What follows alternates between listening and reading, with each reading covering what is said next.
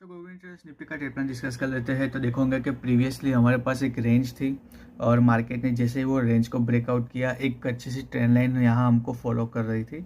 उसका एक bullish candle से ब्रेकआउट करके 200 डे मूविंग एवरेज के ऊपर जैसे सस्टेन हुआ, एक अच्छा से हमको कल बुलिश मोमेंटम मिला अप्रॉक्स 4045 पॉइंट से भी प्लस। नाउ हियर अभी देखोगे कि एक इतना स्ट्रेच होने के बाद, और आज वैसे भी फ्राइडे है, नई जो एक्सपायरी शुरू हो रही है, तो प्रीमियम ज़्यादा हो गए और मोमेंटम थोड़ा सा लेस एक्सपेक्टेशन था।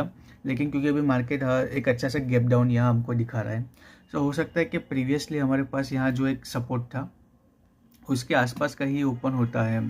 तो ये एक जो स्विंग है हमारे पास, ये गैप थी वो ऑलरेडी उसने कल फिल कर दी, तो एक स्विंग है, अगर वहाँ कहीं ओपन होता है और 20 डे मूविंग एवरेज उसका स्ट्रेच होकर यहाँ आ गया है, तो ये प्राइस को अट्रैक्ट करेंगे। लेकिन ऑलरेडी यहीं कहीं ओपन होता है तो फर्दर ये छोटा सा सपोर्ट उसको दे सकता है। तो आप छोटा सा स्टॉप लॉस रख के लॉन्ग कर सकते हो एटलीस्ट प्रीवियस स्विंग तक। फिर अगर आपको कुछ M type pattern second half में दिखता है तो एक रिवर्सल के लिए ट्रेड कर सकते हो, या तो फिर आप ट्रेड करना अवॉइड कर दो अगर आपने अच्छा कल प्रॉफिट बुक किया है, क्योंकि मार्केट एक अच्छा बुलिश मोमेंटम देने के बाद आज थोड़ा सा साइडवेज हो सकता है।